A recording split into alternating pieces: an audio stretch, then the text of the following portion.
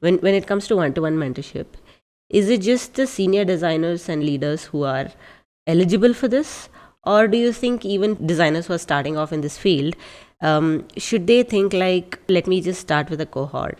Almas, so I have a case to talk about, right? There is a person called Bharat whom I'm working with. Now, this person is a engineer, electronics and communication engineer, and he reached out to us.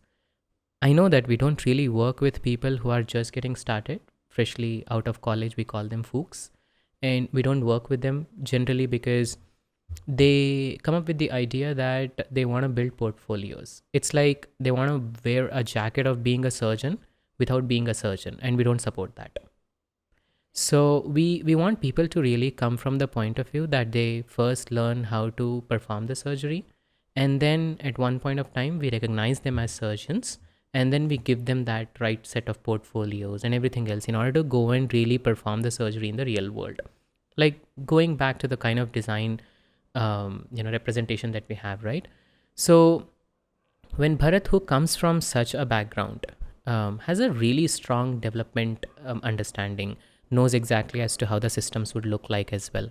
Now, if this person goes and tries to learn alongside people coming from, say, BFA, Bachelors of Fine Arts, people coming from any other design background that might not be very much streamlined with user experience, the kind of thought process that both of these people have are very different if you try to put them under one cohort.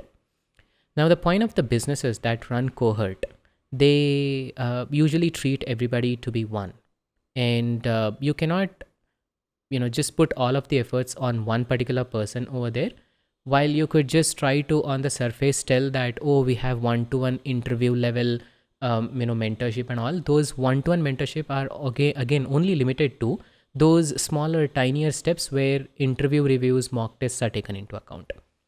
Now, what happened with Bharat is, he comes to a point where he says that, Murad, I kind of think that I have gained pretty good control with respect to the way how I perform, say, research after setting up the strategies. And I also know as to how to analyze the data.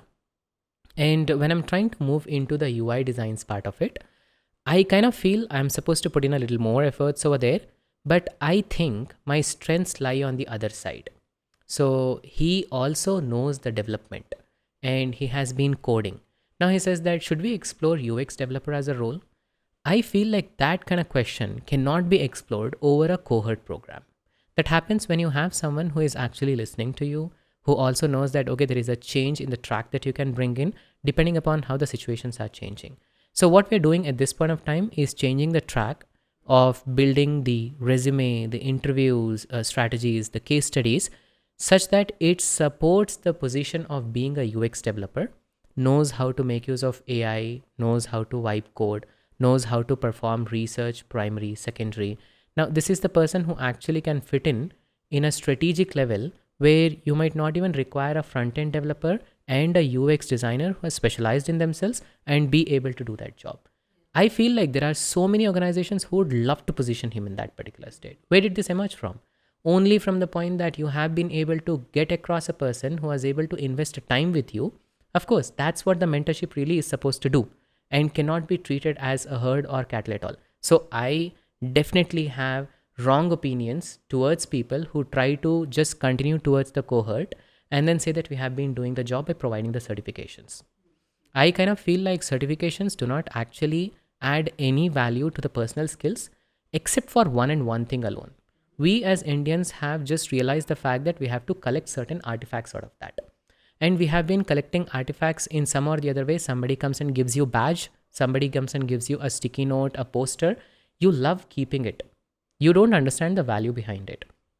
What's really happening at one point of time is people really are able to get certificates by just paying 10 rupees or so. Oh yeah, I came across this ad on Instagram which said, you know how easy it is to get a certificate?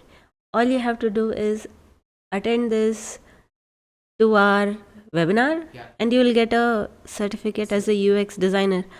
I'm like, what? What are they even talking about? Do you even understand what certificate stands for? It certifies someone to be something. And we don't do that.